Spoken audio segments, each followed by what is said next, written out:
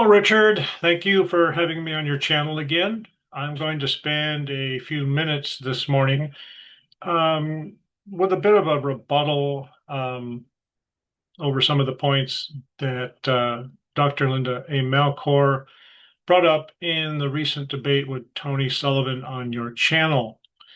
But first, I need to address a couple of misstatements I made in my first talk, and one minor but important omission in that same talk. The omission first. When I was discussing the Douglas in Linus battle by Hadrian's Wall at the Devil's Water, where there are those nice lakes, I neglected to mention that the place name is also there, Linnels, almost certainly from a British lake elbow.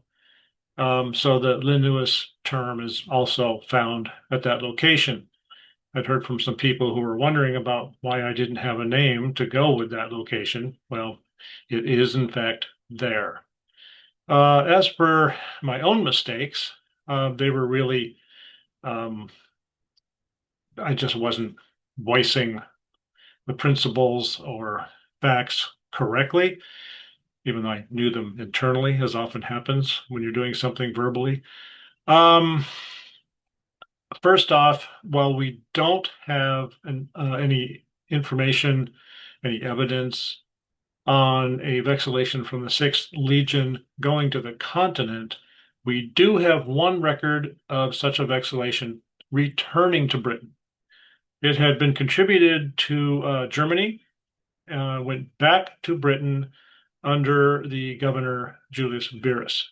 So there is that. Also, when I was mentioning the British vexillations in general that had gone to the continent, and I emphasized the two that went the farthest east, and they only made it halfway to Armenia.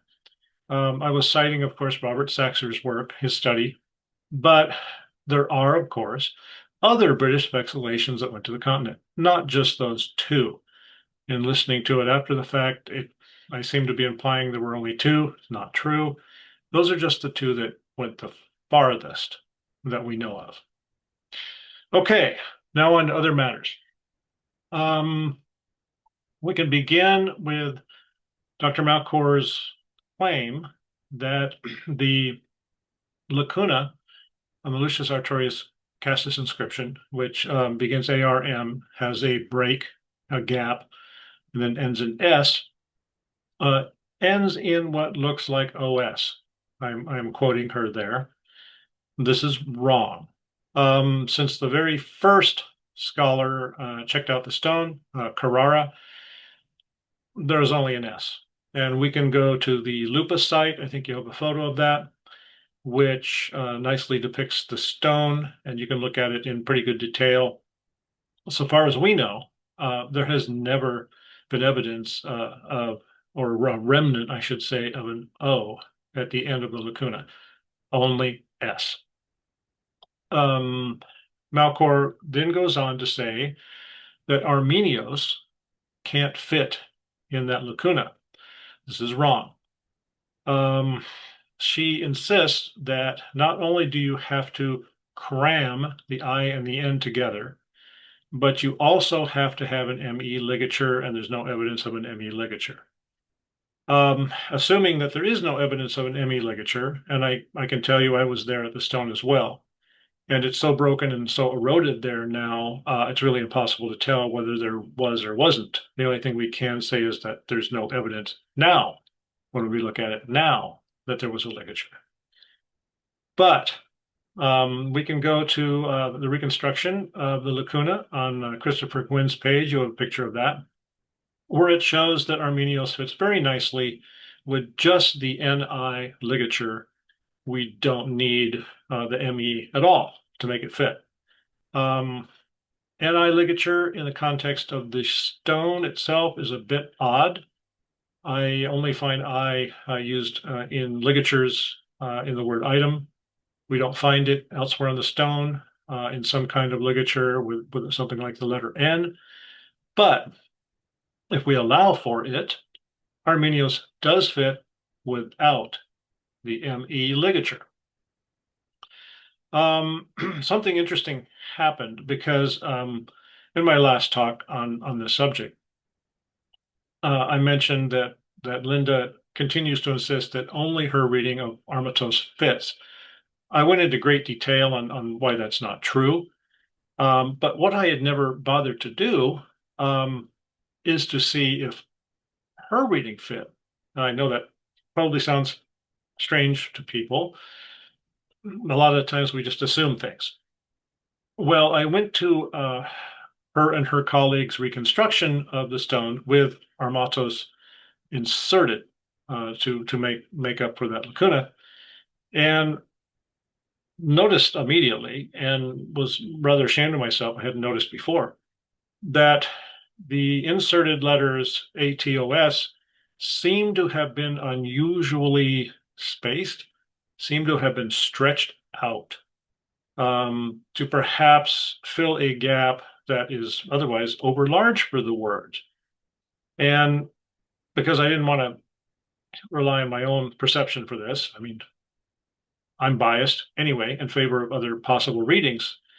I took it to the experts. I took it to a number of top epigraphers in the world. I said, well, what do you think about this? Look at the line. We have a bunch of compression in this line. We have ligatures. We have things are really bunched together here. And then you have this really stretched out word, armatos, in the middle of it. And I said, I was wondering what they thought. Does this look right to you? Does this look normal? Is this what you would expect? That kind of thing. And I'm not going to ask anybody to take my word for it here. I'm actually going to read direct quotes from them on what they thought when they looked at the Malcor and colleagues' reconstruction of the filling of lacuna with armatos. So I'm going to begin with Dr. Roger Tomlin. And he says, you successfully dismissed the claim that armatos is the only reading that fits. Also, your point is interesting that it would be the only uncramped word in a very cramped line.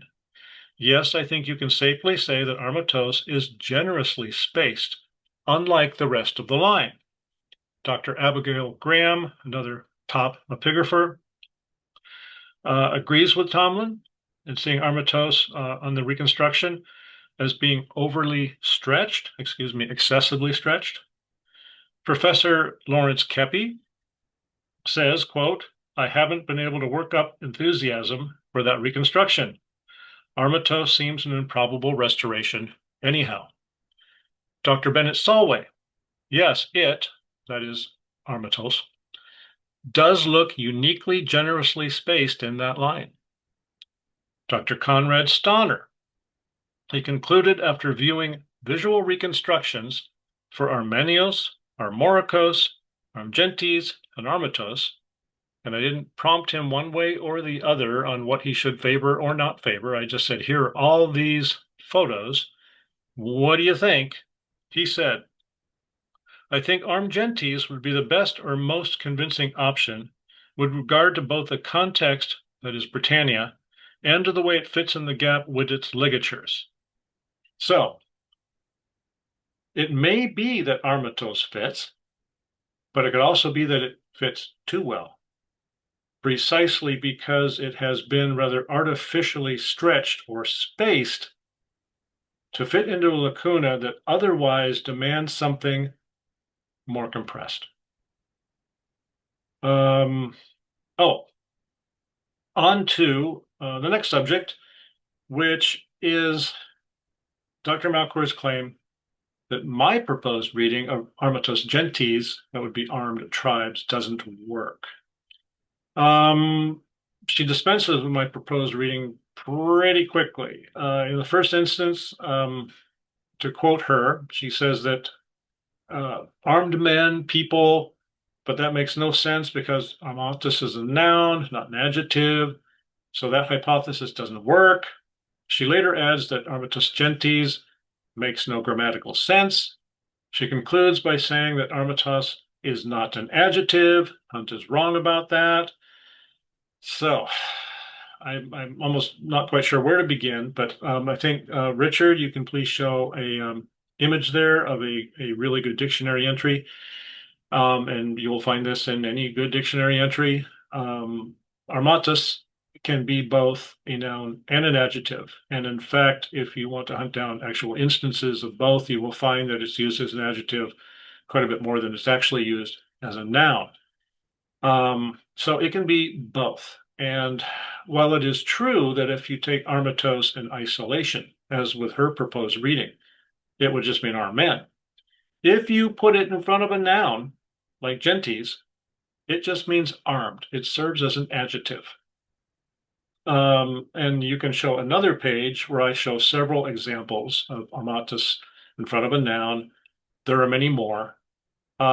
We have also similar constructions, adjective, noun, on other inscriptions. Many examples in the literature. There's extremely common Latin formation, perfectly acceptable.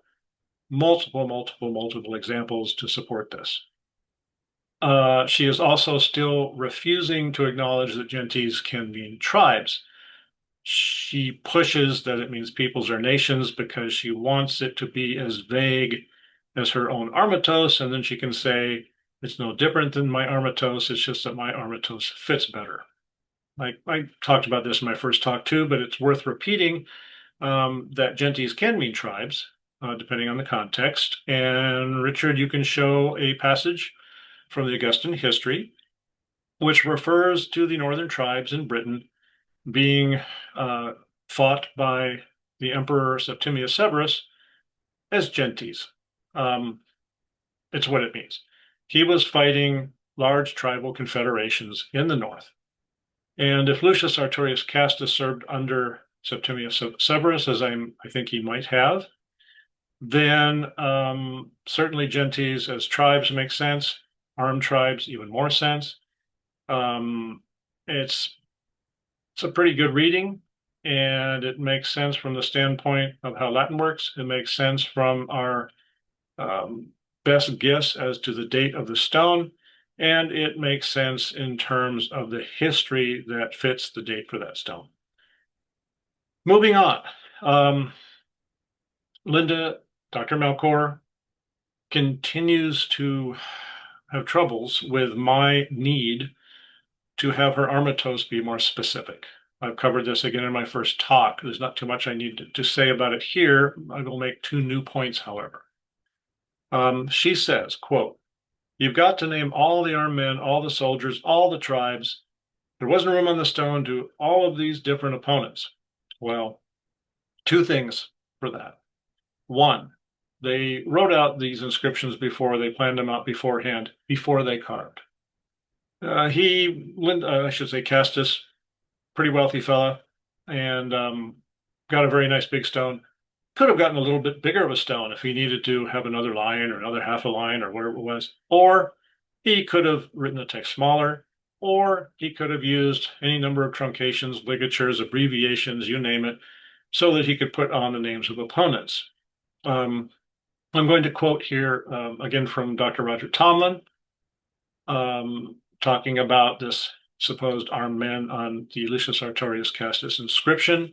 He said, there are so many specific terms he, that is Castus, might have used. Defectores, rebelles, latrones, hostes publicos, predones, desertores, and then you can go and look at examples. You can find stones like Tiberius Claudius Candidus. He was the legate of Hispania Superior, and he went against, that is, adversus, rebelles and hostis publicos, which is rebels and enemies of the state.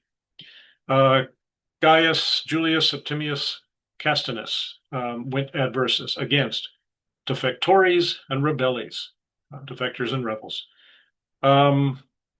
So he could have used any of these kinds of terms, abbreviated, ligatured, you name it, or he could have used a bigger stone, or he could have made the lines a bit more compressed or smaller on the stone, whatever, any number of things. The idea that he would have been satisfied on such an otherwise very detailed accounting of his military career with a statement that meant armed men, again, we come right back to Roger Tomlin and say, well, what else was he going to put? Was he going to fight unarmed men? Um, just doesn't work. I have still not found a single scholar of any standing who will support that reading. I think that that's about covers it. Really, not too much else needs to be said. I think Tony Sullivan did a very admirable job um, covering, dealing with the bulk of the debate. So I just wanted to thank you again. And I look forward to our next talk. It's going to be kind of a big one. I'm not going to ruin any surprise. I'll let you announce that. Have a good day.